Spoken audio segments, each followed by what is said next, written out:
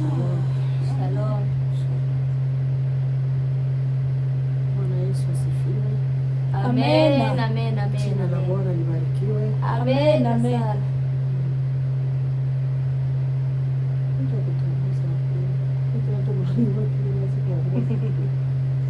Bwana Yesu asifiwe. Amen. Jina la Bwana libarikiwe.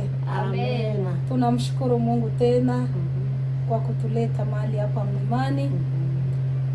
Bwana apewe sifa, utukufu na heshima zimrudie. Amen. Na wasalimu nyote kwa jina la Yesu Kristo. Shalom, shalom. Shalom. Bwana akubariki. Amen. Tunaenda kumwimbia Mungu. Bwana Yesu asifiwe. Amen, amen. Tunawasalimu nyote kwa jina la Yesu. Kwa majina naitwa Mama Liniona. Amen. Kwa ule mwenye njoo ya kwanza siku ya leo kuingia live. Kwa majina ninaitwa Mama Liniona. Ninampenda Mungu, nimeokoka. Na wasalimu nyote kwa jina la Yesu na mwaka mpya, bonane. Mwaka mpya kwa mama wote. Bonane. Kwa mama wote wengine wanamfuataka Mama Liniona, wanamfuataka dada Mapendo, wanamfuataka dada Marta. Tunawaswete mwe wote boni fete. Mungu awabariki mwaka mpya na mambo mapya. Amen. Amen. Na mkule mwaka mpya na Bwana Yesu. Amen. Msikule mwaka mpya na shetani. Amen. Mwanze kulewa mapombe, kuseketa viuno, hapana. Mkule mwaka mpya na Yesu. Amen. Ukimshukuru Mungu, ukisoma neno, ukiomba, Bwana aone katika kusherekea kwako mwaka mpya, unamupa utukufu. Ni yeye tu anastahili. Amen. Haleluya. Kwa maana alikulinda mwaka wote mzima. Amen. Usijivuruge, mwaka mpya ndo uende uselebrate sasa mpaka umupe shetani utukufu. Hapana. Umupe Bwana utukufu, kwa maana yeye ndo iko na pumzi yako katika mikono yake. Yeye ndo amekulinda, yeye ndo amekuwezesha. Kwa hiyo mpendwa, sherekea mwaka mpya, umupe Mungu utukufu. Umwambie Bwana, asante kwa kunilinda mwaka wote mzima. Kusanya familia yako, omba, shukuru Mungu, kisha upige na chakula yako kama mtakula na watoto yako, ukimtukuza Bwana. Sio uweke mavileo muanze kusherekea vitu, hapana. Mtoto wa Mungu anakuwa kaiko naishi iko makini. Amen. Amen. Na Bwana wabariki kwa jina la Yesu. Amen. Amen. Amen. Shalom. Shalom. Shalom. Na wasalimu nyote kwa jina la Yesu Kristo. Amen. Kwa majina naitwa dada Marta. Pia nampenda Yesu.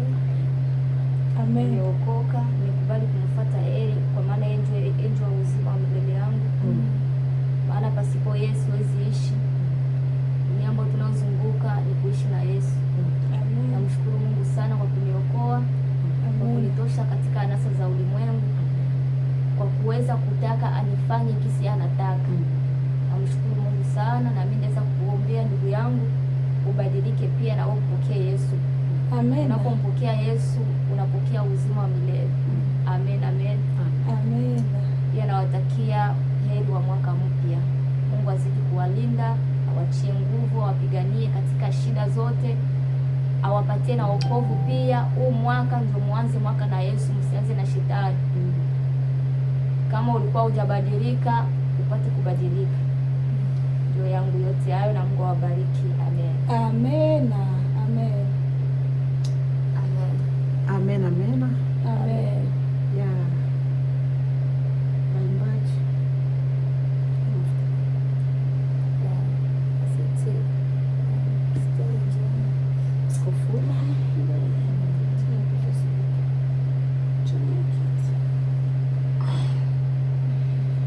Amen. Amen. Amen. Amen. Ndio, tunaenda kumwimbia Bwana. Mungu nilimwagia. Wewe. Lazika mzuri. Tunaenda kuimba kwa jina la Yesu. Tutamwimbia Bwana wimbo wa Sakarantro. Amen. Amen. Amen. Tuimbe wapendwa katika jina la Yesu Kristo. Amen. Heri halisi, Yesu ni wangu, yeye mchunga, mimi ni wake. Heri yakini, yote ni heri, roho na moyo zimeokoka. Yesu ni wimbo, Yesu ni wimbo na raha yangu, nitamsifu hata milele, na nitamwona huko mbinguni. Yesu ni wangu nami ni wake. Yesu ni wimbo, Yesu ni wimbo na raha yangu, nitamsifu hata milele, na nitamwona huko mbinguni. Yesu ni wangu nami ni wake. Nilijitoa kwa Bwana Yesu, na nilipewa wokovu wake. Huko mbinguni kuna furaha juu ya mtu aliyetu. Yesu ni wimbo, Yesu ni wimbo na raha yangu, nitamsifu hata milele, na nitamwona huko mbinguni. Yesu ni wangu nami ni wake. Sasa naweza kumsifu Yesu, na roho yangu inafurahi. Mimi si kitu mbele ya Mungu, bali ni heri na mshukuru. Yesu ni wimbo, Yesu ni wimbo na raha yangu, nitamsifu Baba hata milele, na nitamwona huko mbinguni. Yesu ni wangu na mimi wake. Yesu ni wimbo, Yesu ni wimbo na raha yangu, nitamsifu hata milele, na nitamwona huko mbinguni. Yesu ni wangu na mimi wake.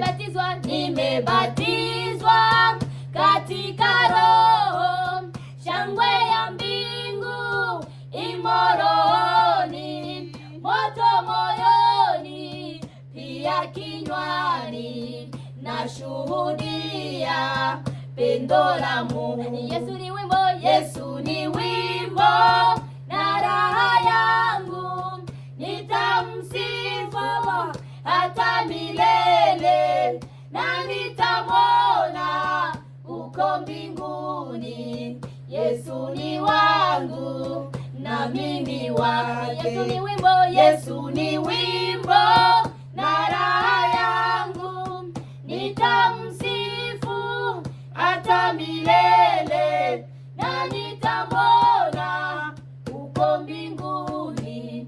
Yesu ni wangu na mimi wake. Yesu ni wimbo, Yesu ni wimbo na raha yangu, nitamsifu hata milele, na nitamwona huko mbinguni. Yesu ni wangu na mimi wake. Amen. Amen, amen, amen. Wewe ni wangu Baba. Amen. Tunakushukuru Amen. Baba. Bwana Yesu asifiwe sana. Amen, amen, amen. Jina la Bwana libarikiwe. Amen. Mpendwa, umesikia gisi wimbo huu unavyoimbiwa hapa. Utafakari wimbo huu. Najua kesho naenda kuanza mwaka mpya. Kweli kabisa. Anza mwaka mpya na Bwana. Utubu. Amena. Amen, amen. Makosa yote na dhambi ulizomkosea Mungu katika mwaka huu. Amen. Haleluya. Haleluya.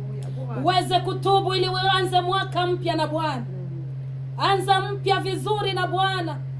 Amena. Tengeneza maisha yako. Tengeneza na familia yako. Tengeneza na watoto wako. Tengeneza na mme wako ili uingie mwaka mpya ukiwa uko vizuri. Amena. Amen, amen. Usiingie na machafuko ya mwaka huu kwenye mwaka mpya. kwa maana nyakati ambazo tuko hapo ni nyakati za mwisho, nyakati za hatari. Muda wote tuko tunamgoja Bwana. Jiandae mpendwa, ukiwa imara, simama imara katika kumgoja Bwana. Amena. Na Bwana akubariki kwa jina la Yesu. Amen. Amen. Amen. Amen. Bwana Yesu asifiwe. Amen. Jina la Bwana libarikiwe. Amen. Nami namshukuru Mungu siku ya leo, amenipa kibali cha kukua hapa siku ya leo mbele ya watoto wake, mbele ya watakatifu wake. Ni kwa neema tu, sistahili, bali ni neema yake, ndio maana naonekana hapa siku ya leo. Namshukuru Mungu kuanzia mwezi wa kwanza mpaka hii mwezi wa 12, Mungu amenilinda. Mungu amenitendea mambo makubwa sana katika mwaka huu. Amelinda familia yangu, na mimi najua msikilizaji, Mungu amekulinda na wewe, na ndio maana tuko na wewe hapa.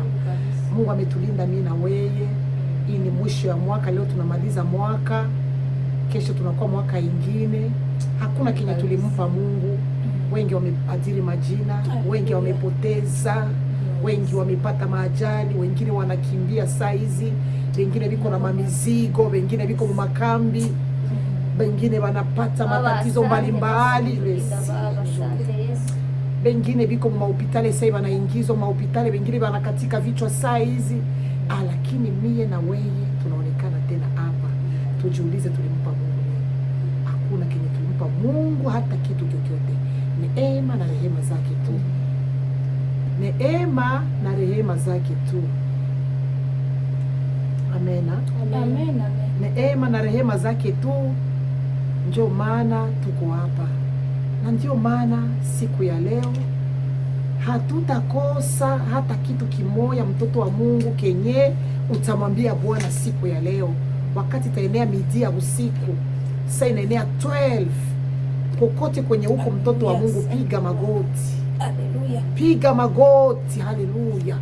Piga magoti, umwambie Bwana. Hata na sio sasa ikienea tungali hapa, tutapiga magoti. Haleluya. Tumwambie Bwana asante Bwana. Saa sita kienda tuambia Bwana asante. Sisi ni wanani kuonekana mahali hapa? Usikose kupiga magoti na kumwambia Bwana. Mwambie Baba, angalau umenipa wengine mwaka. Baba nisaidie.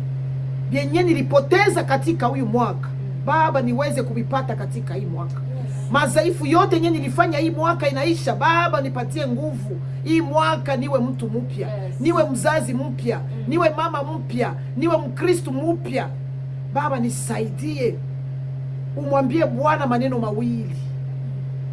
Mwambie Bwana maneno mawili matatu. Mwambie benye unataka hii mwaka uanze kusema mu maisha yako, benye atakufanyia benye unataka kufanyie, benye unataka fanyie watoto yako, benye unataka kufanyizie ndani ya maisha ya wokovu, hapana maisha ya kimwili.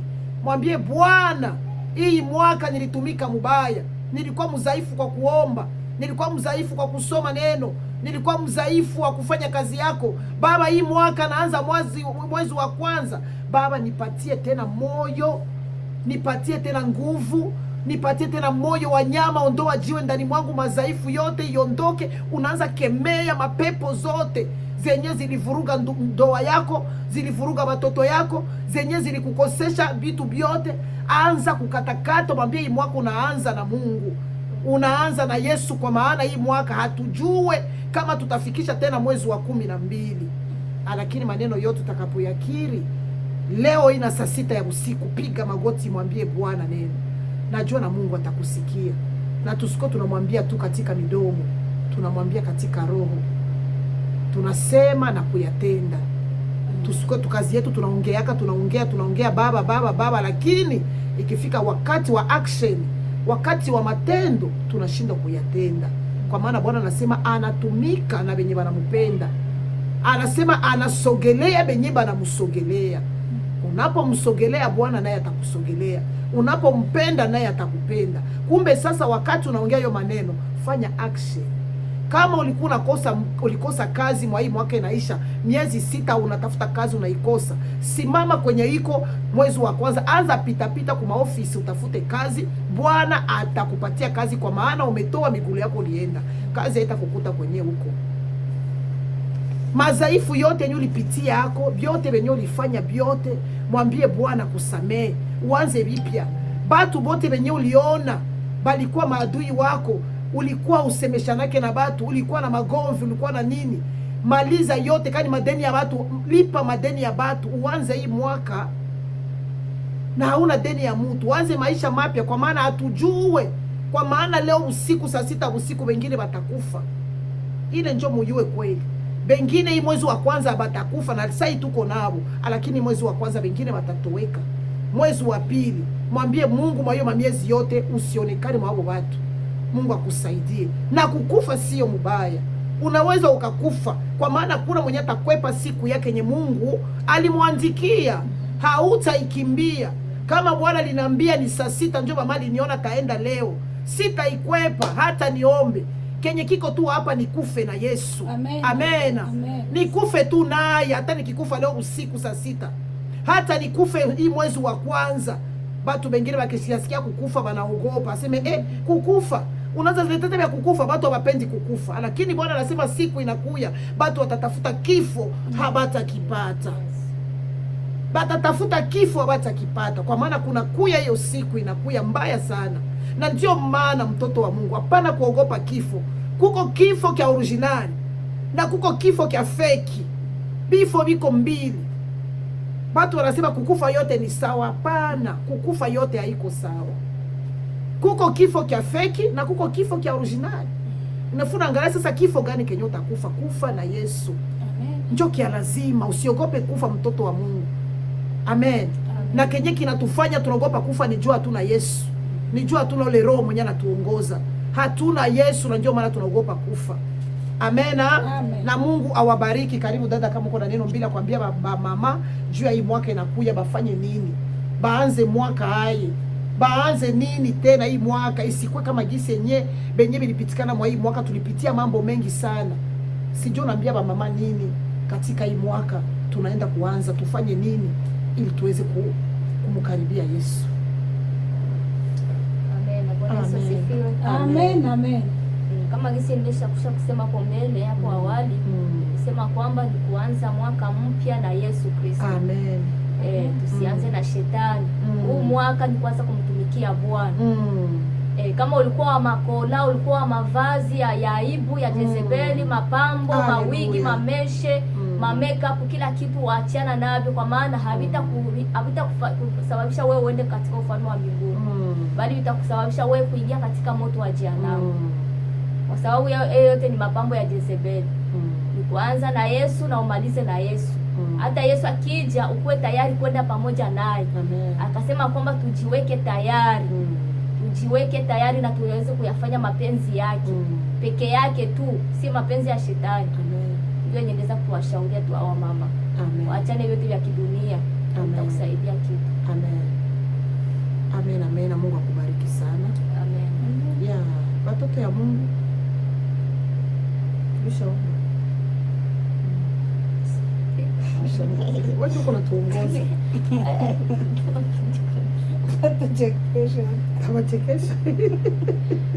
Lakini tunasalimiana. Amen. Sasa kiongozi si ndio atatuongoza sasa. Amen. Bwana Yesu asifiwe.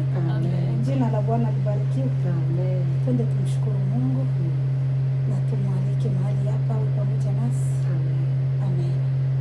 Baba, katika jina la Yesu Kristo wa Nazareti, tunakushukuru Bwana Yesu, tunasema asante Baba. Tunakupa sifa Baba, utukufu ni wako Yesu.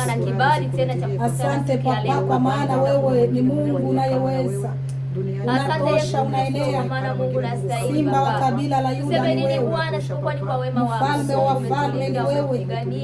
Tunakushukuru Baba kwa kazi kubwa ambayo umeitenda. Umetulinda mwaka wote mzima.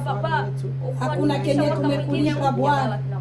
Ni kwa neema yako tu Mungu na huruma zako. Asante kwa maana fadhili zako ni za milele.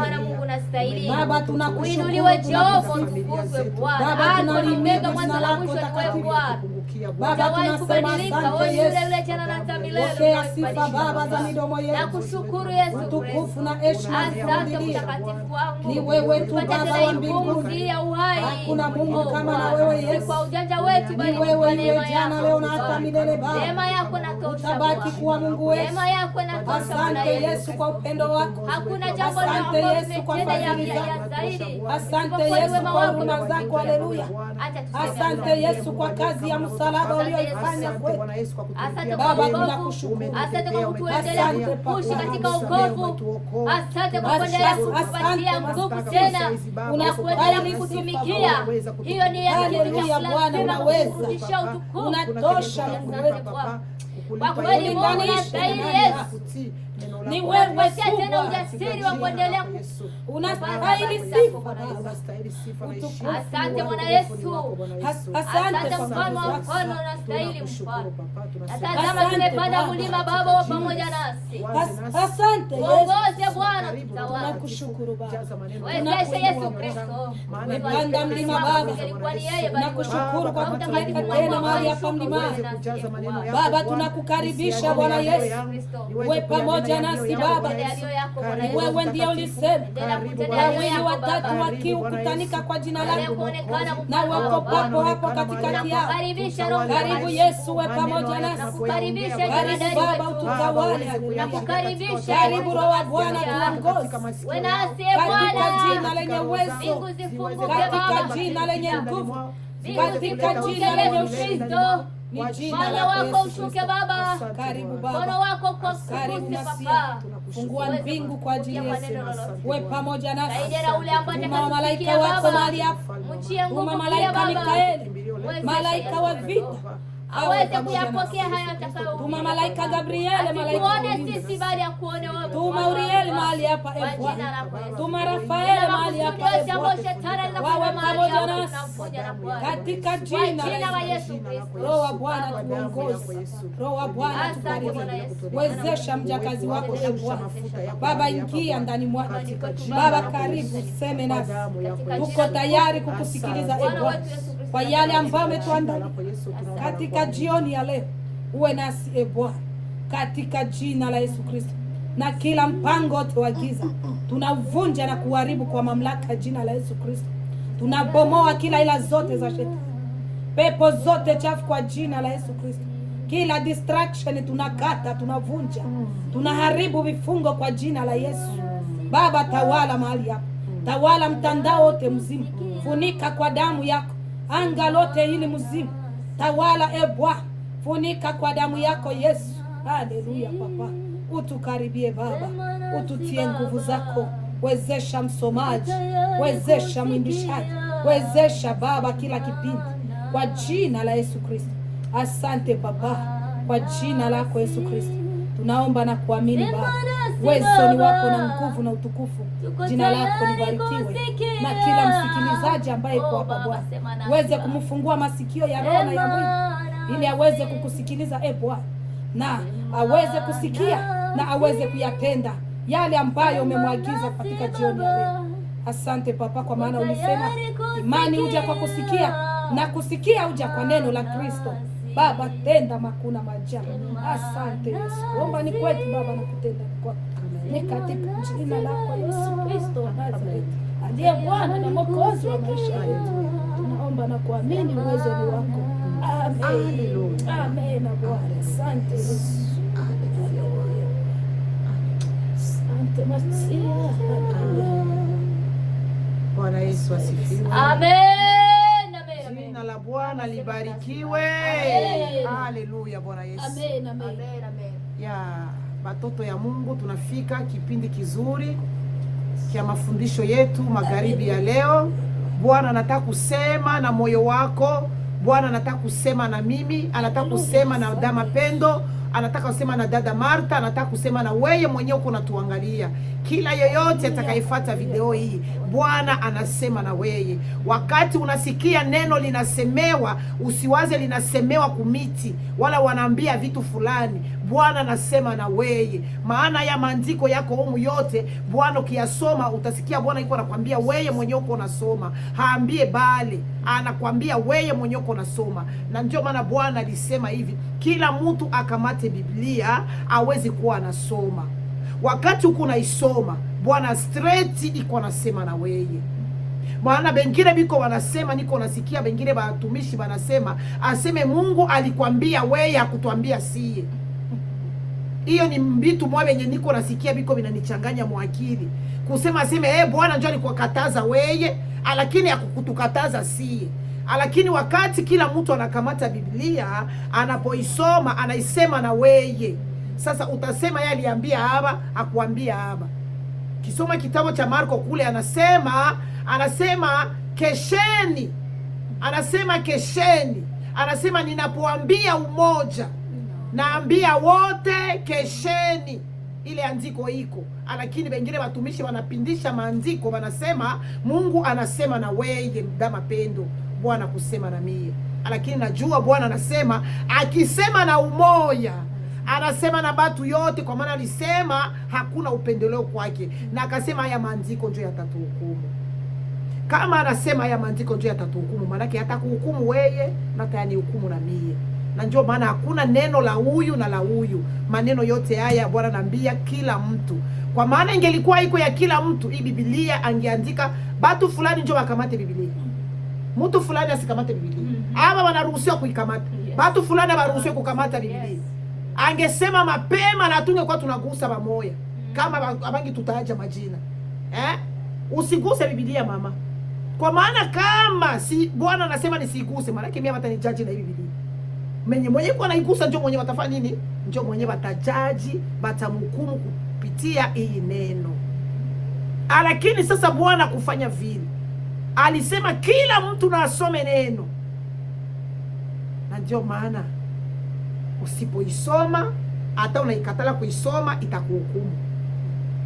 Na wewe mwenye unaisoma itakuhukumu, juu iko juu ya kila mtu hii neno.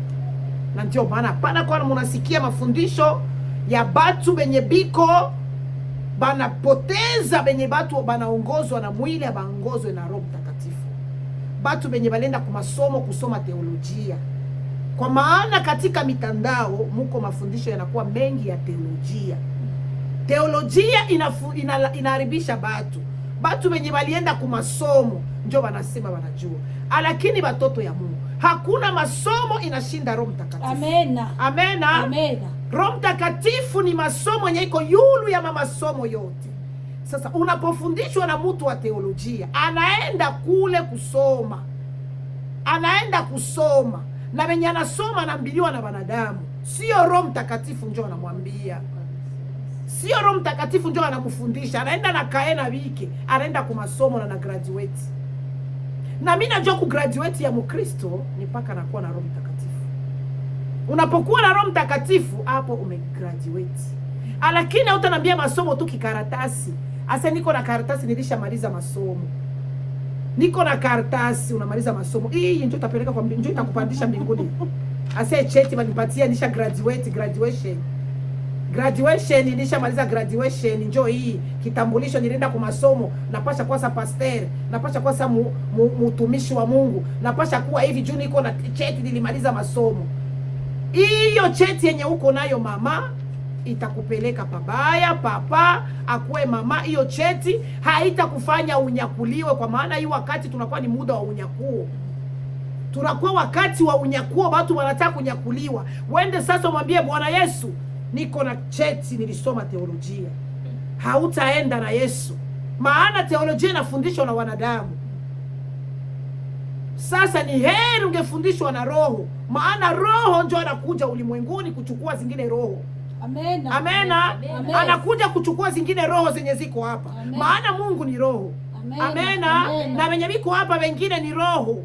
Akasema katika kitabu huku cha Zaburi huko akasema hao watakatifu walio hapo duniani njoo ninapendezwa nao. Haleluya Bwana. Kisha unasema hakuna watakatifu. Bwana anasema hao walio duniani njoo wenye mimi napendezwa nao. Amena. Amen. Maana yake hapa duniani kuko watakatifu, sio wa teolojia. watakatifu wanakuja kuchukuliwa na mtakatifu wa watakatifu. Amen. Amen. Aseme yeye ni mtakatifu wa watakatifu na anakuja kuchukua watakatifu. Sasa unapokuwa na cheti ya teolojia hautanyakuliwa, maana mafundisho ya teolojia ni mafundisho ya kipagani, ni mafundisho ya mwanadamu, ni mafundisho ya maoni, anawaza, anapindisha. Lakini mwalimu mkubwa ni yeye Roho. Haleluya, haleluya. Karibu dada. Mimi nasikia watu wanaheshimu sana mambo ya teolojia. Mimi nilikuwa nataka niulize swali moja hata kwa watumishi hao ambao wanaheshimu sana mambo ya teolojia. Kipindi wakina Paulo, wakina tuseme Paulo nikizana nisomaka. Kina Petro. Wakina Petro, wakina Yohana walikuwa wavuvi wa samaki. Je, waliwahi kusoma? Lakini angalia tunaanza wasoma Biblia. Kulingana na nini? Na Roho Mtakatifu ndio aliwaongoza. Hakuna mwenye aliendaka kwa masomo asimeti walisomaka bakaikala bakasoma ndio bakaanza kuandika hii maandishi yote. Hata Paulo alikuwa na Roho Mtakatifu. Yes. Wende kwa masomo sio mbaya. Yes. Lakini tafuta Roho Mtakatifu ndio kibali. Ndio sana mambo ya teolojia kabisa.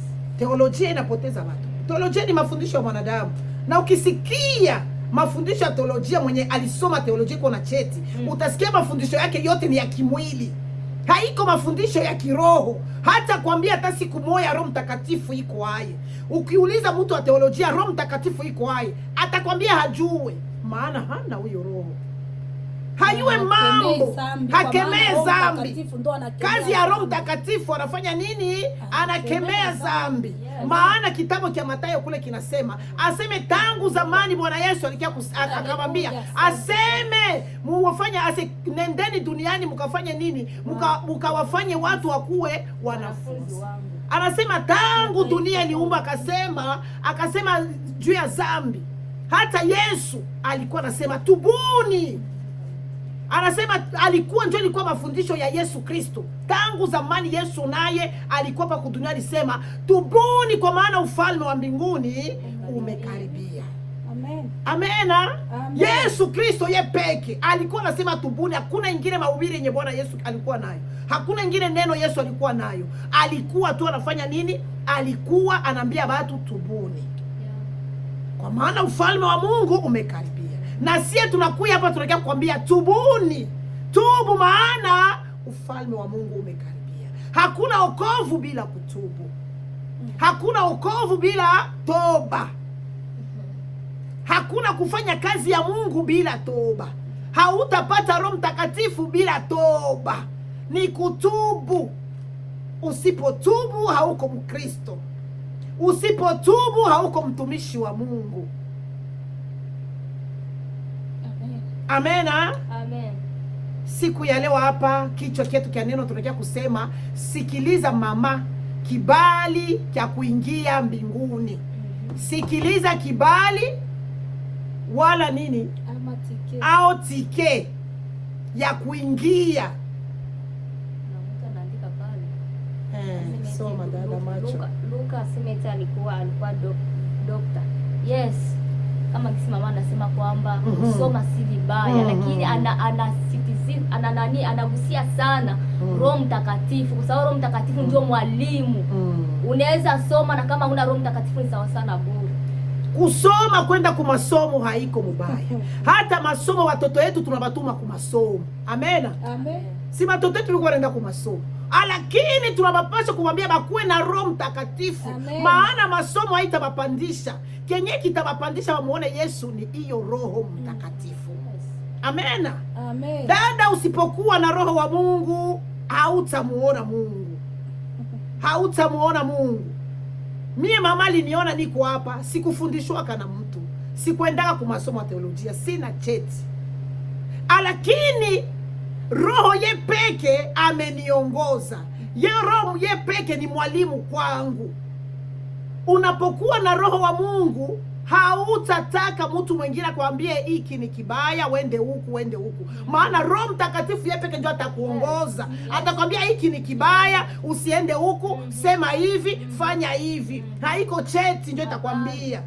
Hii cheti iko mnyumba, iko mfuko, itakwambia pita huku. Inakuwa ni bulozi sasa hii. Ukisikia karatasi inaanza ongea hii, uyesa hapo unakuwa Mungu mwingine. Amen. Amen.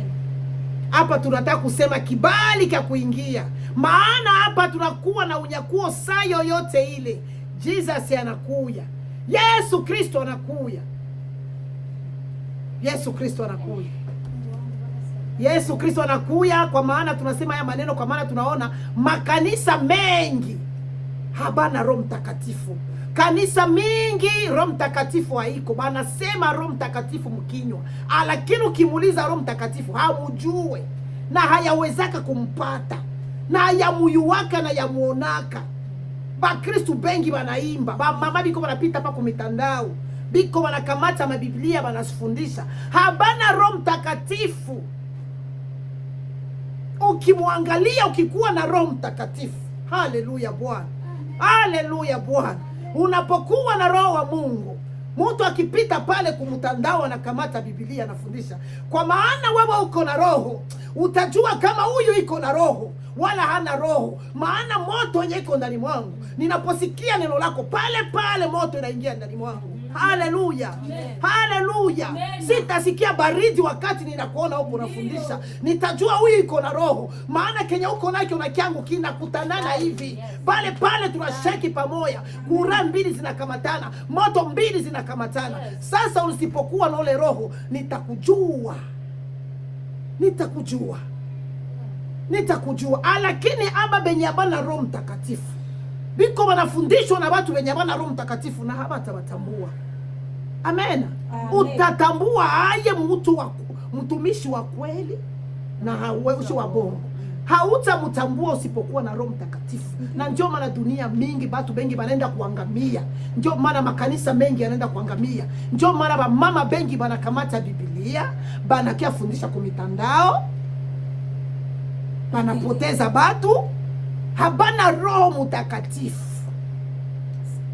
Iko na karama ya kufundisha, anafundisha mama muache hivi, mama mufanye hivi, dunia mufanye hivi. Anafundisha maneno ya kweli, anafundisha maneno ya kweli, lakini hana kibali, hana kibali, hana kibali. Yohana 12, Yohana sura ya kwanza na mstari wake wa 12. Hana kibali mama. Hatuko hapa juu ya kusema kuziaki mtu wowote, tuko hapa kusaidiana ili uweze na wewe kuwa na hiyo kitu. Usipokuwa na hiyo diama, usipokuwa na hiyo kitu kia samani, haleluya. Maana ninapokuwa hapa, mwenye iko ananifuata, kama uko na Roho wa Mungu utajua, utanijua kama niko na Roho wala sina Roho. Na wewe unapokuwa pale mama, hata kama unafundisha modele gani, hata kama uko na watu wanayala, nitajua kama uko na Roho, nitajua. Na kama hauna, nitakwambia hauna na kweli na hauna. Maana mwenye ninabeba ananiongoza, ananambia ule hana. Haleluya Bwana, amen, amen. Ananambia ule hana, aseme Mariamu na Martha, Mariamu na Elizabeth, wakati walikutanana, Mariamu alikuwa na mimba. Haleluya, haleluya. Mariamu alikuwa na mimba, Elizabeth alikuwa na mimba. Haleluya. Wakati walikutanana, haleluya sana Bwana, watoto wenye walikuwa matumbo wote wakaanza kurukaruka. Haleluya, wakaanza rukaruka. Wakati uko na Roho Mungu, wakati wao uko na Roho, nikikutanana na wewe sharti moto utawaka. Haleluya Bwana, haleluya, mpaka moto utawaka. Bwana Yesu tusaidie Bwana. Maana walikuwa na mimba, walikuwa na mimba na walikuwa na watoto matumbo. Watoto gani? Walikuwa ni Roho Mtakatifu. Haleluya. Maria alikuwa na Roho Mtakatifu, maana Roho yeye pekee ni Yesu Kristo. Yeye ni Roho, alikuwa anabeba Roho, alikuwa anabeba Yesu ndani. Maana yake ukiwa na Roho Mtakatifu uko na Yesu ndani. Haleluya, haleluya. Aseme wakati walikutanana, akamsalimia tu pale pale, bote wakakamatika. Roho wa Mungu akaanza wote, kwa maana bote walikuwa na ule Roho. Haleluya Bwana, amen. Wakati ninakutanana na mapendo, hapana kukutanana na mapendo wakati tu niko naenda kukazi, nasikia ananipigia simu, mama mlilamuka. Ngwani waambia ukweli watoto ya Mungu, wakati tu ananipigia simu, wala mimi namupigia simu tu, Saa yenyewe tu nitaona nimero yake, wala mimi naona ile jina yake inaandikwa pale pale, kile kenye kiko ndani mwangu pale pale kinawaka moto pale pale pale pale circuit. Nikisikia tu da Martha tu sauti yake tu kusimu, mama alo, nikisikia tu alo pale pale nakamatika. Najiuliza ni modele gani hii? Ni nini hii? Nasema ni nini hii mtu tu kusikia alo na pale pale nasikia ronda ni mwangu mtoto anatikisika. Nasikia mtoto mwenye iko mtumbu yangu anatikisika. Haleluya Bwana. Ni kitu kizuri. Ni diama. Ni kitu kizuri. Oh, haleluya. Mkristo wote hauna Roho Mtakatifu. Uko Mkristo juu ya nini? Raha gani uko nayo ya Kikristo? Ndio maana unasoma leo Biblia, kesho utaisoma. Njoo usikie utamu yake. Kesho unaenda kwa kanisa, kesho utaenda. Au hiyo utamu ya kwenda kwa kanisa. Unaomba leo, niko na miezi 6 siombe. Sitaona kwa ndipo jana siaombe. Juu ya nini? Hauna utamu. Unapokuwa na ule Roho, hautashinda bila kusoma. Maana kuko utamu ya kusoma. Kuko utamu ya kupiga magoti. Unapopiga magoti unaita mbingu zinashuka. Haleluya. Ninapopiga magoti naomba Baba, ninamshukuru. Haleluya Bwana. Nasema Bwana ninakushukuru. Haleluya. Bwana ninasema asante Baba, umenilinda mchana mzima. Ninapoomba hivyo, ninapomwambia Bwana unisamee Baba. Haleluya. Nasema Bwana unisamee. Ningali naomba nisamee. Bwana ananikamata pale pale. Bwana anashuka pale pale. Haleluya. Maneno yatatoka tena mkinywa yangu, haiko yangu. Bwana anakamata pumzi yangu. Sitasema maneno yangu tena. Anakuwa ni Yesu. Resi. Haleluya. Haleluya. Haleluya Bwana. Haleluya. Haleluya. Haleluya. Haleluya. Bwana anashuka. Na anaposhuka ninasikia raha. Anaposhuka ninasikia utamu ya kuendelea kuomba. Anakamata pumzi yangu. Haleluya Bwana. Anakamata pumzi. Ninaposhuka tu kwa magoti, dada, tafuta Roho Mtakatifu. Jikaze uwe na hiki kitu. Haleluya. Jikaze uwe na hiki kitu. Usiende kukanisa bure. Soma ile andiko mama nilikwambia uisome. Amen. Tunasoma kwa jina la Yesu Kristo. Haleluya. Yohana sura ya 1 na mstari wa 12. Haleluya Bwana. Bali wote waliompokea aliwapa uwezo wa kufanyika watoto wa Mungu. Amen. Ndio wale waliaminio jina lake. Amen. Waliozaliwa si kwa damu wala si kwa mapenzi ya mtu wala si kwa mapenzi ya mtu, bali kwa Mungu. Amen. Haleluya. Amen. Haleluya. Anasema wote waliompokea aliwapa uwezo. Haleluya. Aliwapa uwezo. Baba, asante kutupatia uwezo Baba. Ametupa uwezo. Amekupa uwezo. Amen. Watoto ya Mungu. Mimi mama aliniona nilikuwa mpagani. Hii mambo ya roho sikukuwa najua vya roho. Haleluya. Amen. Nilikuwa naenda kukanisa kama kawaida, kila siku natoa sadaka. Lakini kumbe kuko kitu kenye nilikuwa nakosa. Siku utapata roho, utajua kama kuko kitu kenye ulikuwa nakosa. Utajua kama kuko unapoteza miaka mingi usikie utamu ya Ukristo. Na ndio maana juu ya ule roho saa yote niko kubibilia. Natoka kwa kazi Mungu wangu siasoma Biblia kama pendo siaomba. Siasoma. Nilisoma tu ni moja.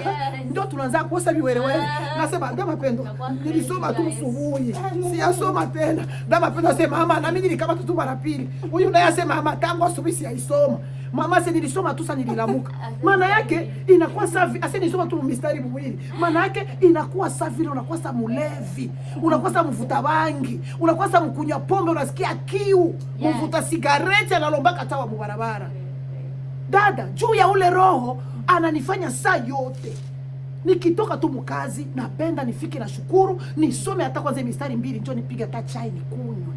Maana yake akili yangu iko tu kwa Biblia. Nikikuwa mkazi nasema Mungu wangu sasa toka tu break. Ndaendelesha kale kenye niliachia pale. Mpaka niko nakamata natia ka alama. Unaona hii alama inakuwa hii? Nasema hapa. Hapa ndio ndakia malizia hapa. Niliishia hapa ndakia malizia hapa. Nasoma break inaisha, Mungu wangu 10 minutes inaisha. Natia hii. Nasema Mungu wangu hii takia malizia. Sasa natoka ndakuya malizia. Unakuwa unasikia Biblia iko mtamu sasa. Wow. Haleluya. Amena. Juu ya nini? Juu ya ule Roho.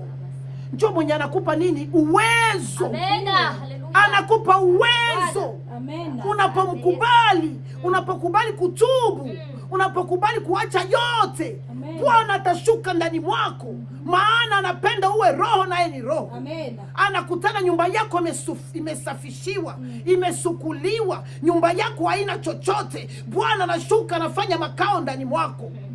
Bwana anashuka anafanya makao ndani mwako. Maana nyumba yako iko clean, nyumba yako haiko uchafu, haina mambo ya ulimwengu, haina chuki, inajaa ni huruma na msamaha, inajaa kutubu kila sana kila dakika. Bwana atasema hapa sasa nitafanya makao yangu ndani mwako. Angalia miaka unaenda kukanisa mama. Uko na Roho Mtakatifu? Ule pastor wewe uko na Roho Mtakatifu? Hana. Baimbaji biko na Roho Mtakatifu? Hakuna. Mama fashion biko na Roho Mtakatifu? Hakuna. Shacha kifua kyote wazi. Meshe paka huko matako huko. Kwa hiyo Roho Mtakatifu hata ingia. Niko naona mama wanakamata Biblia kumitandao, anavala kibiju. Alishavala kibiju. Anakamata kibiju kama ndio kiserpana kivala. Ashatia na mamesha. Unakutana mwingine milomo hii aishatia ya ruji. Kweli Roho Mtakatifu aingie ndani mwako. Lugha zingie katika midomo yako imejaa damu. Lugha itakuwa ni lugha ya mapepo. Ushakamata tilo unapakala hivi. Unapakala tilo kama ni mandegeruka. Unakamata na rouge leze, unapakala zinakuwa rouge. Maplanti kama mambeshe zilishashuka, unakuya sasa kumutandao. Bwana Yesu asifiwe. Unajifanya kuomba. Unaomba nini mama? Unasema bongo. Mama unasema bongo, hakuna wenye huku unaomba. Hakuna wenye huku unafundisha mama. Huku unafundisha kimwili. Nasema kweli mama. Siku utampokea huyu Roho utajua kumbe mama alikuwa anasema ukweli. Siku utapiga magoti unasikia mbingu zinashuka kwenye huko. Utajua kusema kumbe njoo utamu mwenyewe wale Wakristo walikuwa wanasema. Kumbe hivi njoo mbingu zinakuwaka. Sasa hivi nikiwaambia mama, pekee wanajiuliza mama hiyo mbingu inashukaka hai. Hauwezi kuijua maana ungali kudunia. Anasema bakimwili banajua vya kimwili. Bakiroho banajua vya kiroho. Sasa juu uko wa kimwili hata nikufasiria utaelewa. Lakini mwenye niko nasema huyu mama iko na bielewa. Amen. Haleluya. Huyu iko na bielewa. Maana iko na hiyo kitu. Amen. Amen. Anasema ametupatia uwezo.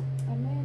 Sasa makanisa mengi banakosa ule Roho Mtakatifu, na njoo visa, na njoo kibali, na njoo tike. Ukiona mama wowote mwenye iko kumtandao anakamata Biblia iko anafundisha, na njoo mara mama wengi abanipendaki. Mie munipenda musinipopenda, mimi nasemaka ngo kila siku nasemaka niko hapa juu ya Yesu, kumpendeza Bwana Yesu, siko hapa kupendeza mwanadamu. Rafiki yangu wa kwanza ni Yesu Kristo. Kama utapenda kwa rafiki yangu juu nikupakale mafuta, sitakupaka mafuta. Nataka kukwambia ukweli, aseme ukweli utawaacha kuwa huru. Unapokuwa ukisikia ukweli na kuipenda, wewe uko mtoto wa halali, uko mtoto wa Mungu. Lakini wengine ukisema kweli, mama nimeona nataka jiona nini? Yeye njoo nani? Nasema ukweli. Ukiona mama wote iko na Biblia, iko na maruji beze, anapakala tilo. Mama, unisikiliza mzuri, unanijua mama, niona. Najua uko mtumishi wa Mungu mama. Najua unanijua.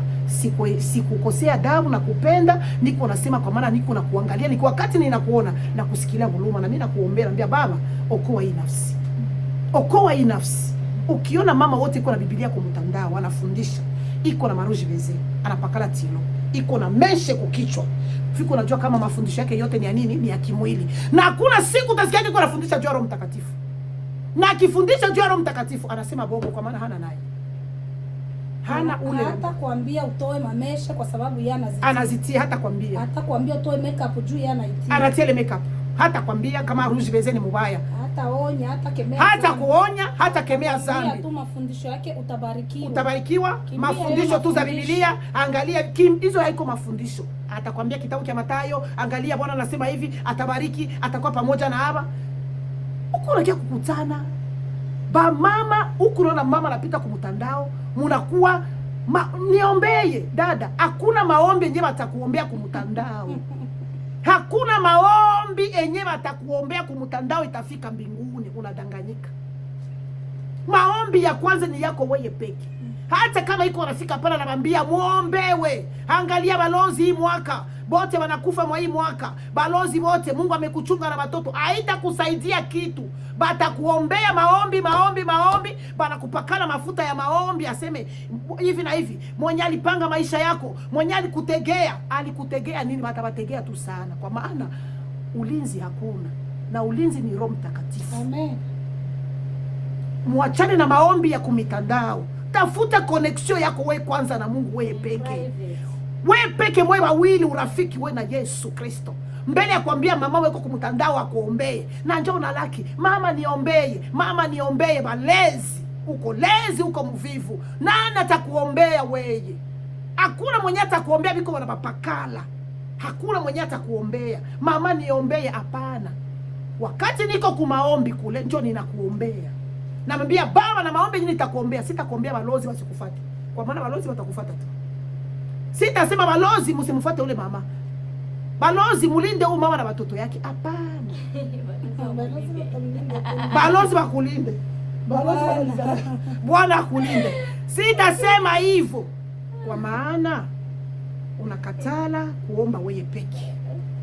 Unakatala kuomba wewe peke, na mnafika kwa mitandao, mlishaona watu, mnakuwa unalaki, una comment, niombee mama yangu. Ni kweli unasema balozi walishafuata watoto yangu, kwa jina la Yesu hawatafuata. Dada, balozi uko tu mboga ya shetani. Balozi watachezea watoto yako, watakuchezea na wewe. Maombi hapa kwa mitandao isikupotezee muda. Tafuta connection yako wewe na Mungu. Hii mwaka tunaanza 2026, ikala utafute Roho Mtakatifu. Amen. Ikala uende tena, Roho Mtakatifu utamupata muko mwe wawili na Mungu. Hautaipata muko makikundi. Ni connection, urafiki wako wewe na Mungu. Kama unapenda na upate hiyo kibali cha kupanda, cha kwenda kunyakuliwa, hautanyakuliwa bila kibali. Na utasikia wale mama wote hawata kufundisha hivi, kwa maana wao peke hawatapanda. Na njoo maana hawawezi kukufundisha haya mafundisho tuko tunawapatia ya kutafuta connection, urafiki, ukaribu wewe na Mungu. Hata kufundisha hayo, kwa maana alisoma teolojia. Teolojia, mtu wa teolojia hata kwambia hivi venye niko nakwambia hapa. Menye niko nakwambia hapa ni maneno ya Roho. Na Roho haiko kuteolojia. Roho haiko teolojia. Roho ni Roho. Na ndio maana ile maandiko tulitarisha maandiko kidogo hapa. Roho ni Roho. Na ndio maana watoto ya Mungu musisikilize batumishi bote benye biko na mameshe kukichwa. Hata iko na miaka 5 anafundishaka, iko nafundisha bure. Njoo bale benye Yesu anasema tulifundisha, tulitoa mapepo, tulisema kwa lugha, Bwana atasema ondokeni sikuwajua. Kwa maana bakukuwa na nini? Habakukuwa na Roho Mtakatifu. Ngoja sasa tusome maandiko ujue kama haya maneno tunaongea ni kweli na ni amina. Usiwe Mkristo katika 2026 Mkristo mwenye hajazwe na Roho Mtakatifu, Mkristo mwenye hawake moto, Mkristo mwenye hawake moto. Dada, nipatie kwanza Ufunuo 3 na mstari wa 14. Nipatie kwanza ile haraka sana. Mkristo mwenye hawake moto, Mkristo mwenye hawake moto. Uko na Mkristo wa nini? Kumbe Mkristo wa kweli ni mwenye anawaka moto. Haleluya! Maana Bwana ye peke ni moto. Haleluya! Na anasema na mwenye mtakuwa moto. Anasema na taa zenu ziwe zinawaka. Amen. Dada, nisomee pale 3. Nasoma kwa jina la Yesu Kristo. Amen. Ufunuo sura ya 3 na mstari wa 14.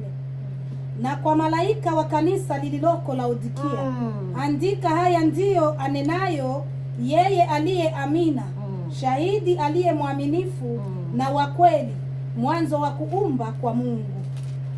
Niendelee 15. na yajua matendo yako. Amen. Ya kuwa hu baridi wala hu moto. Ingekuwa heri kama ungekuwa baridi au moto. Basi kwa sababu una uvuguvugu wala hu baridi wala moto, nitakutapika utoke katika kinywa changu. Amen. Amen. Unasikia kisi Bwana anasema? Bwana anasema ni 3 ngapi? 3:14. Bwana anasema 15. Na yajua matendo yako ya kuwa hu baridi wala hu moto. Ingekuwa heri kama ungekuwa baridi na moto, wala moto.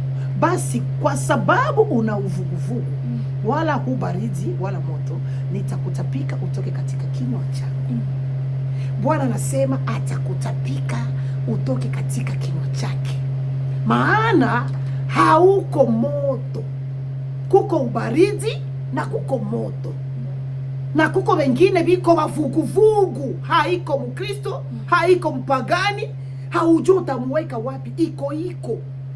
Iko anasema ukikuwa mvuguvugu ni ile maji unagusaka, haina baridi, haina moto. Hii ndio unaweza mkogesha mtoto, ailunguze hii, iko vile. Bwana anasema ukikuwa vile mvuguvugu, anasema atakutapika utoke mkinywa chake. Bwana anasema uwe moto, maana yeye ni moto ulao. Anasema yeye anataka uwe moto. Usipokuwa moto utatapikwa. Na unapokuwa tena baridi, ujue baridi ni ya nani. Ndio maana Bakristo baleo biko baridi, habana ile furaha, habana furaha, biko baridi. Makanisa yako baridi, hayawake moto. Na Mkristo wa kweli anapasha kuwaka moto. Mkristo kabisa, dada, kama uwake moto, huyo Mkristo wako uchunguze. Mwambie Bwana, nataka na mie kuwaka moto. Nataka na mie nisikie Roho Mtakatifu wanamusema Roho Mtakatifu. Nataka na mie nimusikie. Hautajiita Mkristo na hauna Kristo. Hautajiita uko wa Yesu na hauna Yesu. Roho Mtakatifu ni Yesu ye peke. Amen.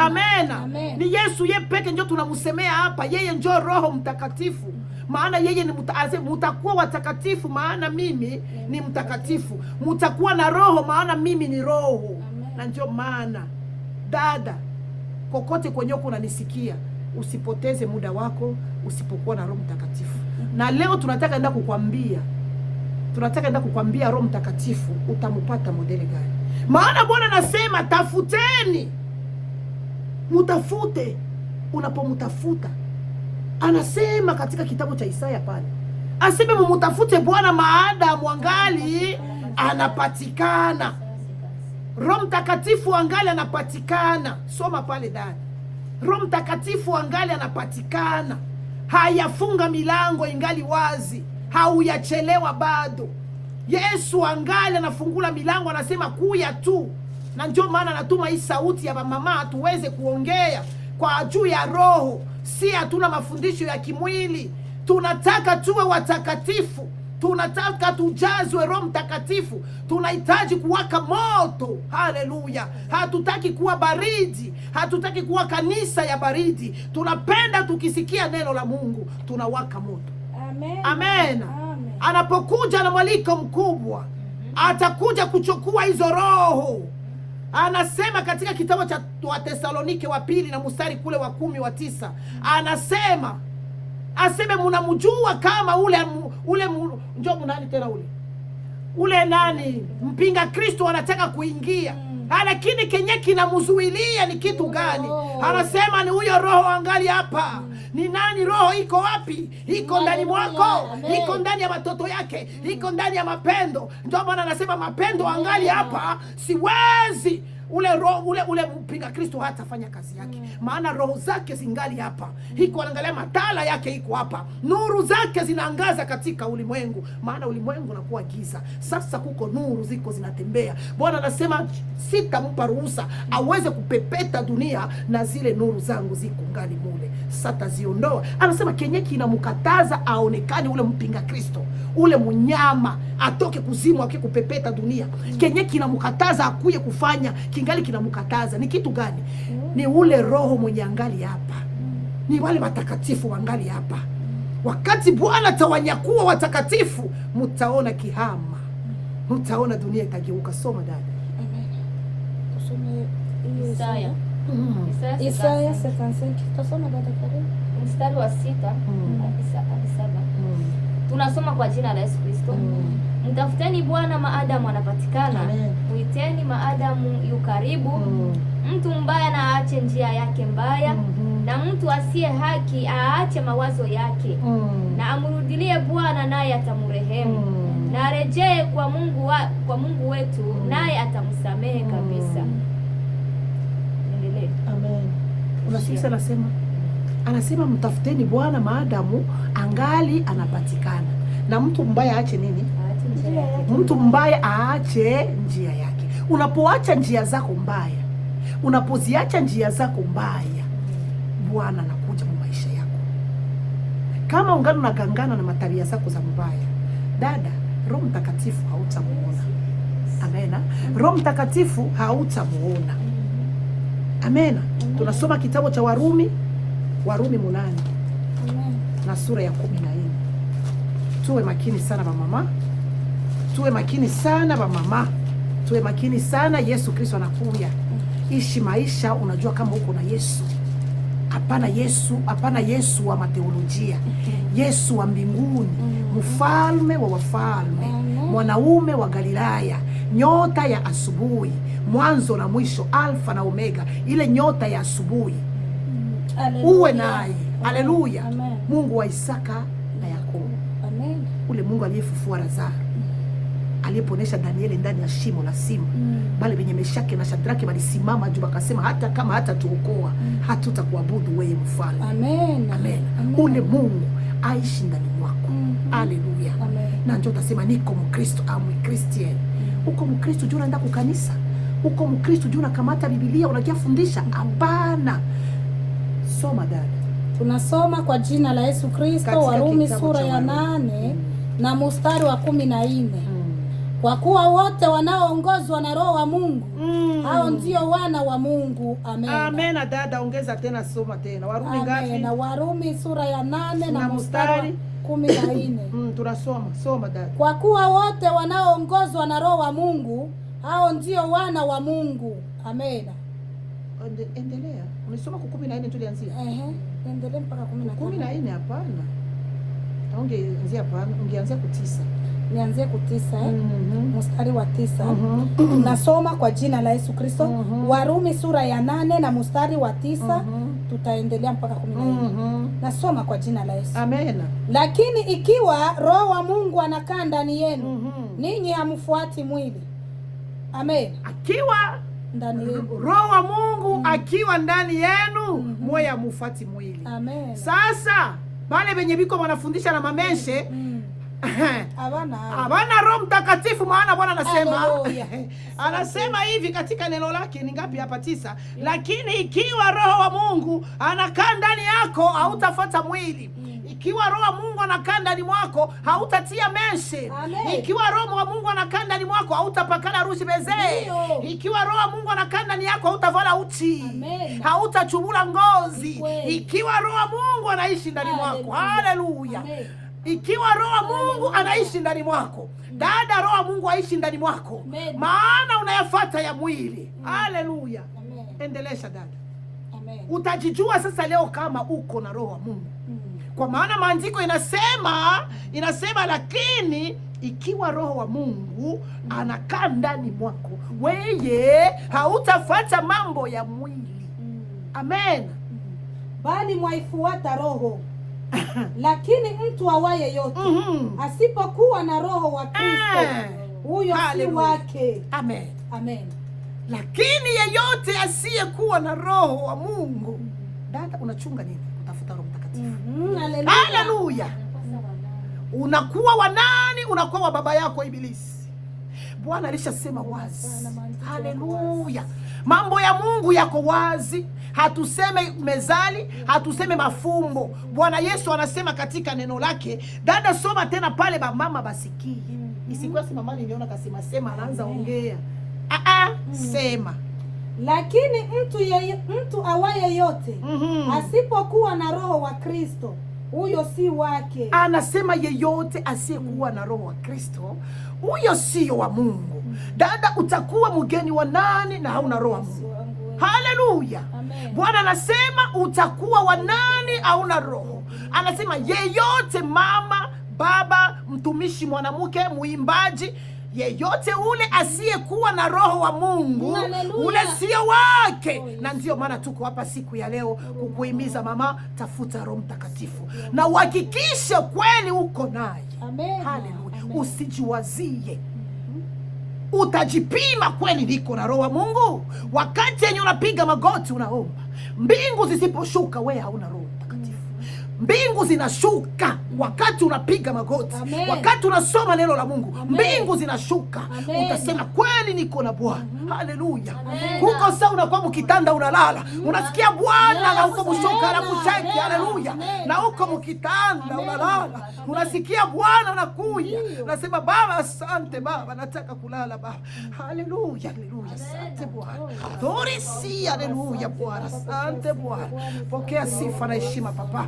Ninakushukuru kwa yote Papa. Sikukuwa na stahili Papa, nilikuwa mwenye dhambi Baba, sikukuwa na stahili. Umenipa kitu kikubwa sana, umenipatia kitu kia ajabu Baba, ninakushukuru Baba. Kumbuka na wamama wote Papa, ama wote wenye biko hapa Baba, uwaguse mchana wa leo, usiku wa leo Papa, wote wanatusikiliza. Nataka isikia video hii Papa, usingiliacha arudie kama gisa alivyo Baba, uwaguse Baba, maana neno lako linasema hakuna anayekuja kwako isipokuwa wewe kumvuta Baba. Anza vuta wa mama, anza kuwajalia neema. Kumbe hakuna anaweza kwenda kwa Bwana bila yeye peke Bwana kumvuta kwake.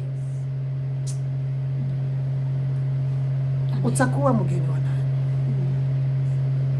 Ada, kihama kinakuja, uchungu unakuja katika dunia.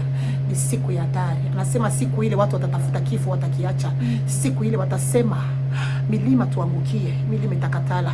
Siku ile Bwana anasema ole wenye mimba na ole wenye kunyonyesha. Itakuwa ni siku ya ajabu. Jikaze sana unaposikia neno ya siku ya leo. Usibakie kama gisi huko 2026. Simama, mwambie Bwana, ninatamani hiyo kitu. Bwana, ninatafuta roho wako Baba. Nishasikia neno lako linasema yeyote asiyekuwa na roho wako haiko wako Baba. Nitakuwa mgeni wa nani Baba? Nitaenda wapi Baba? Nisaidie, nitaenda wapi Baba? Nisaidie Baba, jaa ndani mwangu Baba. Nifanye nini ili niweze kukupokea? Hapana kuwakia distraction. Maisha yako ni ya lazima sana. Wakati Yesu atakuja, anasema anakuja kuwa mbuzi na kondoo. Usiwe mbuzi, mtoto wa Mungu, kuwa kondoo. Anasema mbuzi atazitia kwa mkono wa kushoto na kondoo atazitia katika mkono wa kuume. Utakuwa mkono gani? Utakuwa mkono gani?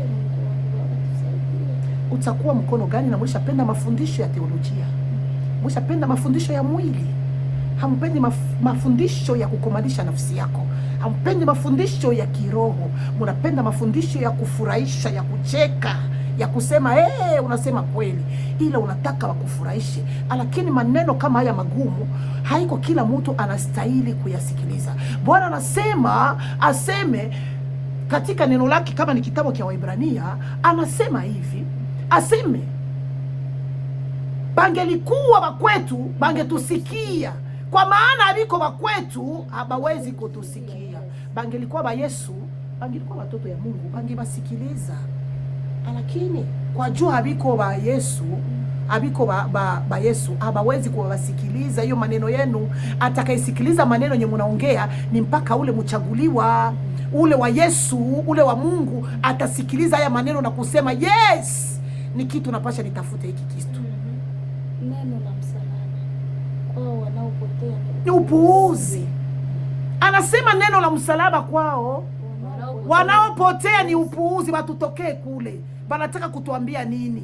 Mafundisho gani hii? Kwa maana unaenda kupotea. Ndio kisi anasema katika hiyo andiko, anasema ni upuuzi. Haya maneno tuko tunaongea kwa watu wa kimwili, haya maneno ni ya upuuzi. Lakini mtoto wa Mungu aliyechaguliwa ataikala pale, atapenda mama endelea kuongea, maana iko na kulisha roho, iko na kulisha nafsi yake. Anasikia kule, anasikia kule, na sio yeye, ni kile kiko ndani mwake kinasema mama endelea kuongea, maana anakulisha ule wa ndani. Unaposikia neno la Mungu, ule wa ndani anapokea, anaendelea kukomana, anaendelea kuwa, bana kuwasha moto, bana kuchochea. Ndio tunasemaka Martha nichochee, mimi nasikia nazimika. Haleluya, pole sana. Naambia dada nichochee, na kio nichochee. Siasikia Bwana tangu asubuhi.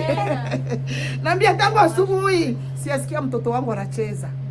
Tunapoongea tunaanza tu kuongea maneno 2 maneno 3 pale pale na Bwana anaonekana. Juu ya nini? Anaishi ndani yetu. Bwana anasema haba kubakatala mwe, bana nikatala mie. Wakati unakatala neno la Mungu, haunikatale mie, unamkatala mwenye neno. Haleluya. Yeye ndio anasema yeyote asiyekuwa na roho wa Mungu, huyo sio nani? Sio wake. Endelesha dada. Amen. Tunaendelea mstari wa 10 kwa jina la Yesu Kristo tunasoma. Amen. Na Kristo akiwa ndani yenu, mwili wenu umekufa kwa sababu ya dhambi. Sikia? Bali roho yenu hai kwa sababu ya haki. Amen. Unasikia? Amen. Na Kristo akiwa ndani yenu, mwili wenu umekufa. Dada, tarudia tena. Na Kristo akiwa ndani yenu, mwili wenu umekufa. Yesu akiwa ndani mwako, mwili wako unakufa. Ndio maana mnasema mnakuwa wazee. Mbona mnafanana mpendeze? Mbona masura zenu azipakale tilo? Mbona sura zenu mupakale choko? Amuchoko banuzieka mafuta ya mzuri mwema mama. Mwili wangu umekufa, maana Bwana Yesu anakaa ndani mwangu. Haleluya. Tunaishi kama mamaiti. Tunaishi kama mamaiti zile za kukufa. Zenye kila mtu anaziona anazikimbia. Ndio maana bengi biko wanakimbiliwa na babona yao. Bengi wanakimbiliwa kwa maana balisha kufa. Balisha uzisha maisha yao kwa Yesu. Balisha mpa Yesu maisha. Balisha kufa. Anasema yeyote, ndio kisa anasema, na Kristo akiwa ndani yako, mwili wako unakufa. Hautakuwa mtu tena wa kidunia, hautakuwa mama fashoni, hautakuwa mama nani, hautakuwa vya kupenda penda viangara. Hapana, maana umekufa huko maiti. Aseme na Yesu akiwa ndani yenu, Kristo akikuwa ndani yako, mwili wako unakufa. Maana yake mwili wako hauna tena kazi ya kufanya. Hauna tena vya kutafuta kudunia, hauna tena vya kwenda huku, hauna tena vya kufanya hivi. Amena. Endelea kusoma. Amena, tunaendelea. Tunasoma kwa jina la Yesu. Lakini ikiwa roho yake yeye aliyemfufua Yesu katika wafu anakaa ndani yenu, yeye aliyemfufua Kristo Yesu katika wafu ataiuisha na miili yenu iliyo katika hali ya kufa kwa roho wake anayekaa ndani yenu. Basi kama ni hivyo, ndugu tu wa deni, si wa mwili, tuishi kwa kufuata mambo ya mwili. Kwa maana kama tukiishi kwa kufuata mambo ya mwili, tunataka kufa. Unasikia? Anasema ikiwa mkitaka kufuata mambo ya mwili, mnataka kufa. Unapofuata mambo ya mwili unakufa. Unataka kufa kifo kia pili, kifo kia feki, haiko kile kifo kia originale. Ndio mbele niliwaambia kuko vifo 2, kuko kifo kia feki na kuko kifo kia original. Kifo kia originale ndio kile kia kukufa na Yesu. Maana kuchinja kichwa juu ya Yesu. Unakufa juu ya Yesu. Maana kukatala juu ya Yesu. Bana kutukana juu ya Yesu, bana kutenga juu ya Yesu. Hicho ni kifo original. Amena. Endelea dada. Bali kama mkiyaua matendo ya mwili, kwa roho mtaishi. Kwa kuwa wote wanaoongozwa na roho wa Mungu, hao ndio wana wa Mungu. Amena. Unasikia? Kwa kuwa hawa wanaoongozwa na roho wa Mungu, hapana kuongozwa na teolojia. Hapana kuongozewa na karatasi. Ase niko na cheti ya teolojia, niligraduate masomo, hii njoo inakuongoza. Na stahili kuwa mtumishi, nilishamaliza, nisha graduate. Napasha kuwa sasa pastor, niligraduate. Napasha kuwa hivi, niko mchungaji, niligraduate. Na mwanamke bila haya, aseme niligraduate, napasha kuwa mtume, wanaanza kuita mtume. Baskofu, mwanamke ase iko archbishop. Mwanamke aseme niko bishop. Mwanamke na anasimama na vala kolo ile ya wanaume, aseme na mie niko pastor, na mie niko apostle, na mie niko hivi. Unaongozwa na mwili, haiko roho. Hautamuona Mungu. Haleluya. Hautamuona Mungu, maana unaongozwa na mwili. Dada, endelea kusoma. Achia tu pale. Tuko na ingine andiko hapa. Amena. Amen. Kwa kuwa wote wanaoongozwa na roho wa Mungu ndio watoto wa Mungu. Sasa utaongozwa aye na roho na una aye. Utaongozwaje na roho na roho haiko? Utaongozwa na mwili. Ndio maana mnakatala kusamehe, mnasamea unafiki. Ndio maana mko mnafanya mambo kama dunia iko inayafanya, mnavala mubaya, mnapakala maruji beze, mnatia mameshe, kwa maana roho wa Mungu haiko ndani. Maana nasema roho wa Mungu akikuwa ndani mwako, mwili wako unakufa. Sasa mbona mwili wako uko hai?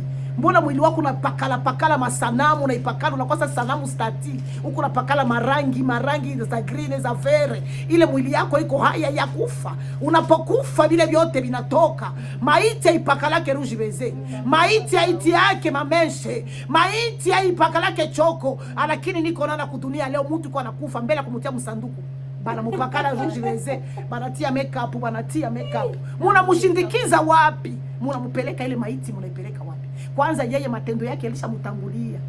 Sasa munamupatia sasa nabona si ya kuzimu moto, munawasha moto, munamwashia moto, munamupakala ya kumpakala, mumupodowe. Naona wengine wanakufa, sasa kukufa ndio wanakuwa sasa yumbe, wanavala makanzu za mweupe. Sasa alishakuwa maiti, alishatema ruji weze pembeni, mumufumule nywele, basi fumule juu ya nini? Acha aende nazo. Maisha kufa nazo. Acha aende na manywele yake ya kutoa nywele. Sasa ndio saa ya kuzitoa. Sio mimi nakufa ndio ase mumubomole nywele. Mwende mumushone kanzu. Hana iko na mapantalo tu. Iko na maminishi tu. Mwende mumushone kanzu. Kwanza mama nataka uulize huko hiyo. Yaani hapo nalikumbusha kabisa. Yaani ni watu akikufa ndio wanawavalisha kama kanzu. Jiwaze sasa. Na makola. Banaangalia muvalize, batavalisha maiti nini? Ruma sana. Yo, siku mama liniona atakufa. Kanzu zinajaa. Haleluya. Bayumbe. Kanzu ziko pale. Kanzu za kila aina ziko pale. Banaangalia maiti yako wataivalisha nini? Ni kola, ni pantalo. Sasa banawaza bakikuvalisha ile kanzu ya mweupe njo Yesu anakupokea. Bongo. Anasema matendo yako yamekutangulia. Anasema heri wafu wafuao katika Bwana, maana matendo yao yatafuatana nao. Matendo yako, Biblia inasema wengine matendo yao yametangulia. Wengine matendo yao yametangulia mbele ya kufa. Unapokufa na Bwana, matendo yako yatakutangulia. Unapokufa na shetani, matendo yako yatakutangulia. Kisha hata uvale makanzu meupe, bakufunge kitambala mpaka umu, matendo yako yamekutangulia. Bana tafuta kanzu ya kuvalisha maiti. Bana mutafutia ile siku mangu ya kanzu ya kumusitiri. Unakatala kujisitiri uko mzima. Bwana anasema mujisitiri. Munakatala kujisitiri. Munangwasa munakufa, njo wanabambia rese ni pise ya wapi? Hakuna rese ni pise ya mwenye zambi. Hakuna rese ni pise ya mwenye ana Roho Mtakatifu. Benye wana rese ni pise ni bale wamejaa Roho Mtakatifu. Bale balikubali kutoa maisha yao, balikufa na msamamu kinywa, bakasamea watu wengine bote. Hawakukufa na deni ya mtu, hawakukufa na rankine na mtu. Bale batu wanakufa rese ni pise. Anasema kwenye matendo yao iko njo kwenye roho zao zitaenda kulala. Dada tusome. Amen. Tunasoma Matendo ya Mitume Warumi 8. Tulishasoma hii hapa. Hii ndio Matendo mama. Usisome kwanza hii Matendo. Soma kwanza Matendo 19:2. Amen. Kisha tusikota nikumbusha tusisahau hii. Tunasoma kwa jina la Yesu Kristo. Amen. Tutaendelea mama, kwa sababu kuna maswali hapa yenyewe walikuwa wanauliza. Hakuna shida. Utaendelea dada. Ni Matendo 19. Hapa tuko hapa juu ya Roho Mtakatifu 2006. Il faut maisha yako ya matirika. 2026 monisana. Shangali. Monisana. 2026. Amen. Baba, tawala kinywa changu Baba kwa jina la Yesu. Amen. Baba, nitawale midomo yangu zeni na ropoka. Matendo ya Mitume mwa 2026. Badilisha maisha yako, uwe Mkristo mpya.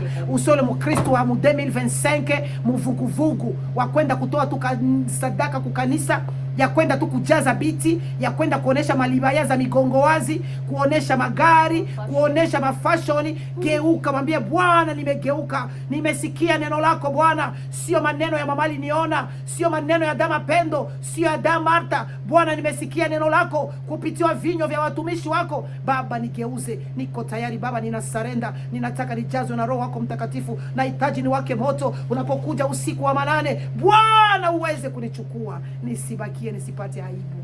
Amen.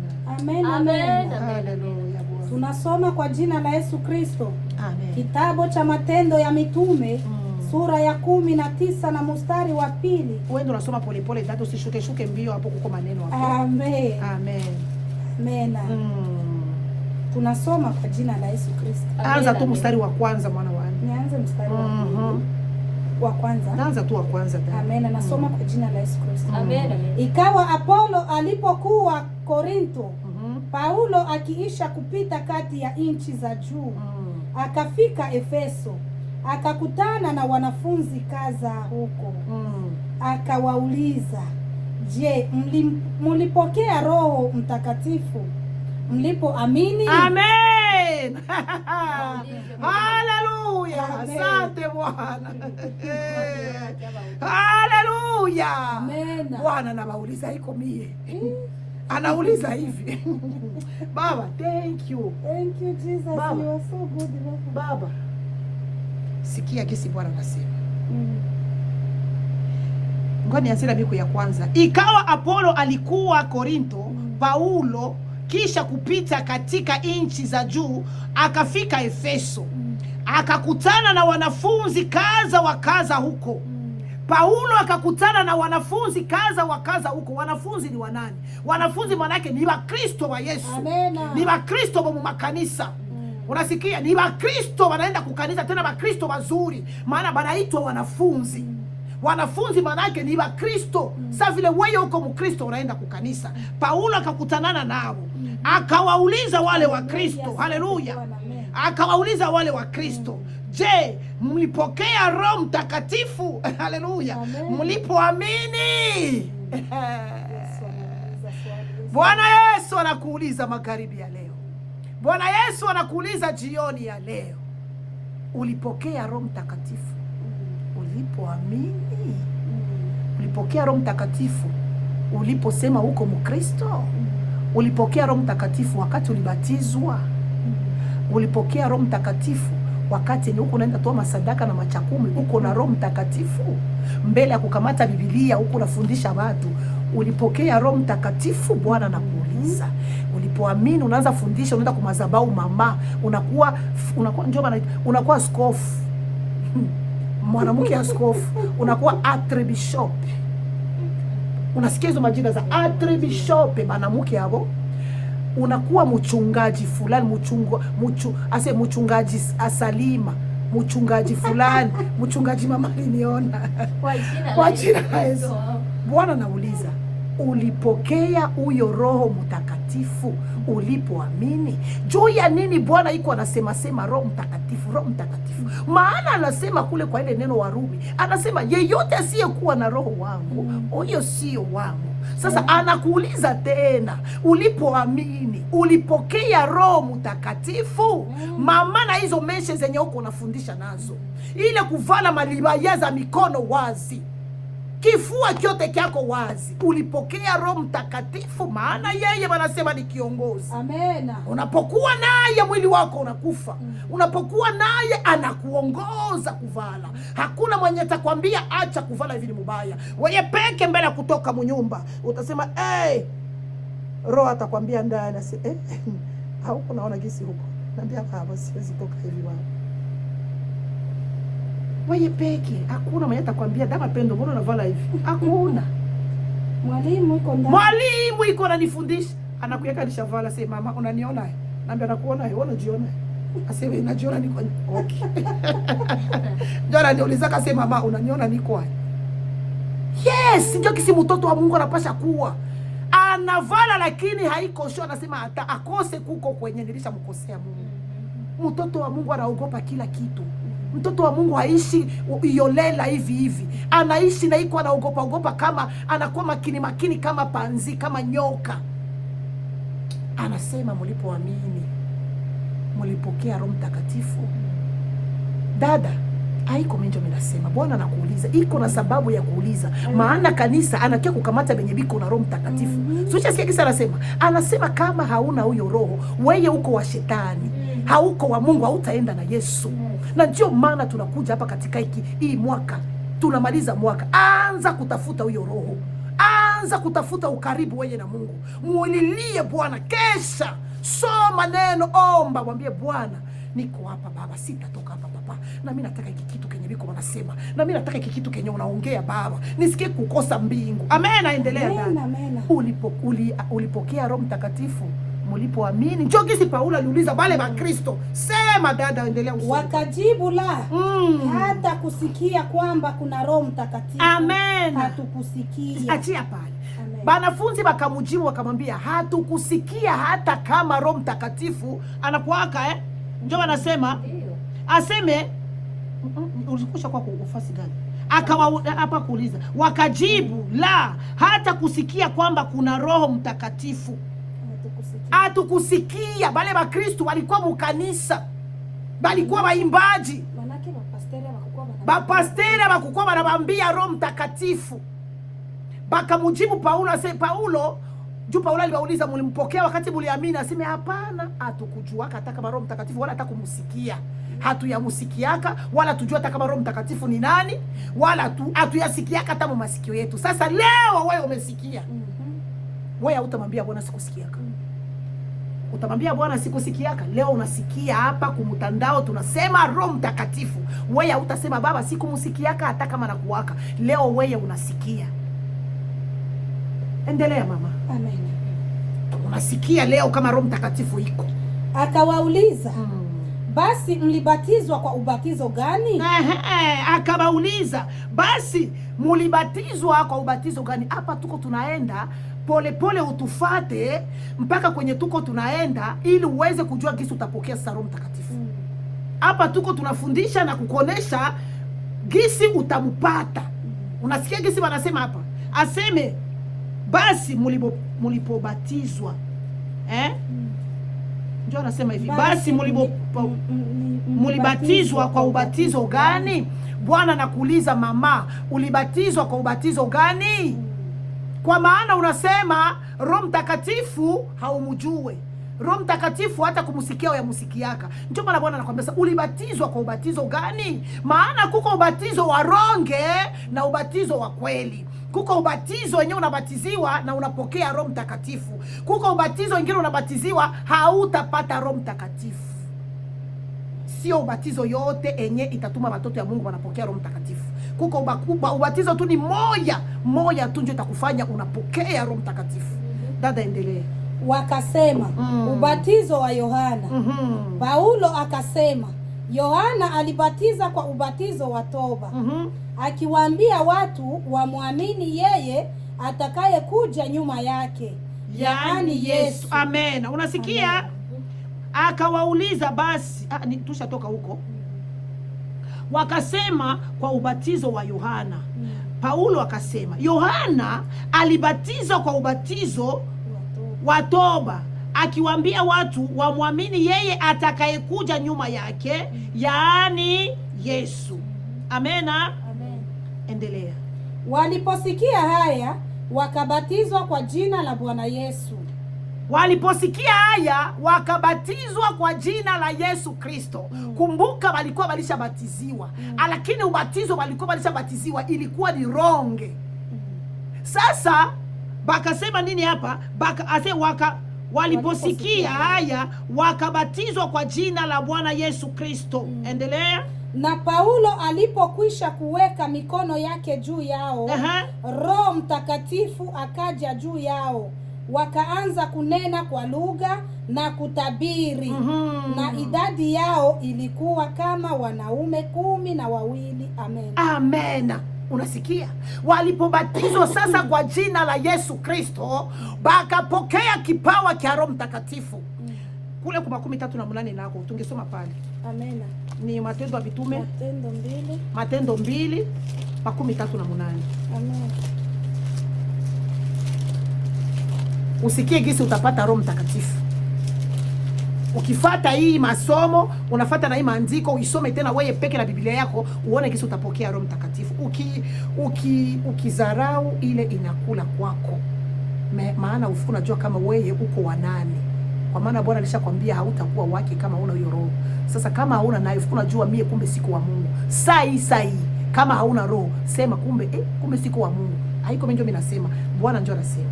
Siku unajijua uko wa nani. Yesu akipia sai utaenda naye, utajua utaenda naye. Tunasoma kwa jina la Yesu Kristo. Amen. Tuanze 37. Anza kutranslate tu. Matendo sura ya 2 na mstari wa 37 hadi 38. Walipoyasikia haya, wakachomwa mioyo yao.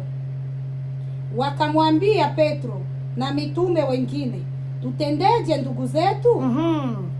Petro akawaambia, tubuni mkabatizwe kila mmoja kwa jina lake Yesu Kristo, mpate ondoleo la dhambi zenu, nanyi mtapokea kipawa cha Roho Mtakatifu. Amena. Munasikia watoto ya Mungu, maandiko ya Mungu anasema walipoyasikia haya wakachomwa mioyo yao. Waliposikia haya mahubiri, roho zikachomwa. Unaposikia ya maneno, acha roho yako ichomwe saa hii. Asero zao zikachomwa. Bakasema tutakia kosa mbingu. Kumbe hivi roho bakakosa amani, ndio kisema nasema. Mioyo yao ikachomwa. Wakamwambia Petro na na mitume wengine, tutendeje ndugu zetu? Petro akawaambia, tubuni mkabatizwe kila mmoja kwa jina lake Yesu Kristo, mpate ondoleo la dhambi zenu, nanyi mtapokea kipawa cha Roho Mtakatifu. Anasema kitu cha kwanza mutubu. Na mbele ya kutubu, roho yako kwanza iumie. Roho yako kwanza ichomwe. Ikishachomwa utasikia hasira. Utaanza sasa nifanye nini juu na mimi nipate ule Roho Mtakatifu? Utahangaika. Na unapohangaika utasema sasa nifanye nini? Bakakwambia wende tubu. Unapotubu kisha unabatizwa kwa jina la Yesu Kristo. Utafika unapokea kipawa cha Roho Mtakatifu. Juu ya nini wanatuambia tubatizwe kwa jina la Yesu Kristo? Juu ya nini kitabu kule cha Mathayo fungula kule ile fasi tulisoma jana. Mathayo. Kule kwa Mathayo. Tusikie juu ya nini batu bamwa wanabatizwa kwa jina la Baba na la Mwana na la Roho Mtakatifu, bengine wanabatizwa kwa jina la Yesu. Tunataka leo tujue ni juu ya nini batu wanabatizwa hivyo, na tujue banani biko na Roho Mtakatifu na benye bana Roho Mtakatifu. Tujue ubatizo gani unaleta Roho Mtakatifu na ubatizo gani enye hauna Roho Mtakatifu. Utajua sasa ubatizo gani enye ulibatizwa siku ya leo. Na kama ulibatiziwa ubatizo wa rongi na njoo maana hauna Roho Mtakatifu, wende sasa batiziwa ubatizo wa kweli ili uweze kupokea kipawa cha Bwana. Amena. Mathayo.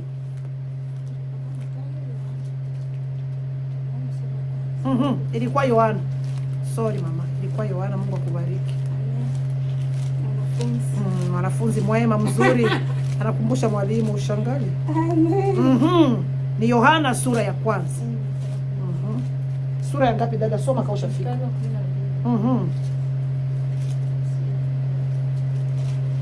Amen. Tunasoma kwa jina la Yesu Kristo. Hapana, hapa 12. Hapana.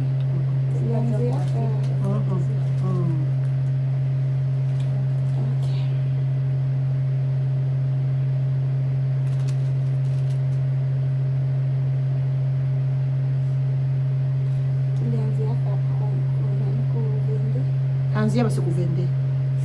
Anzia kuvende. Tunasoma kwa jina la Yesu Kristo. Tutasikia sasa juu ya nini leo. Utajua sasa ubatizo gani yenyewe ulibatizwa. Na kama unatia moyo wako kuwa mgumu, unasema baba mama njoko wanaongea, hautukatali sie, unakatala neno la Mungu, na hili neno ndio litakuhukumu au utamuona Mungu. Unapokatala neno la Mungu, hapana kusikia maneno yangu, sikiliza maneno ya Mungu. Anasema nini katika neno na ufuate hivi vikisi maandiko yanasema, utakuwa mpendeza Mungu na faida itakuwa ni kwako. Amen. Soma jana. Amen. Nasoma Yohana sura ya 1 na mstari wa 21. Tutashuka mpaka hapa chini tusikie kisi Bwana anasema. Tutaenda polepole. Tunasoma kwa jina la Yesu. Wakamuuliza, ni nani basi? Elia wewe? Akasema, mimi siye. Wewe unabii yule wewe unabii yule? Akajibu, la. Basi wakamwambia, nani?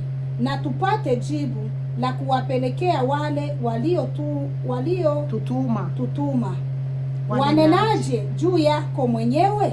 Akasema, mimi ni sauti ya mtu aliaye nyikani, inyosheni njia ya Bwana, kama vile alivyonena nabii Isaya.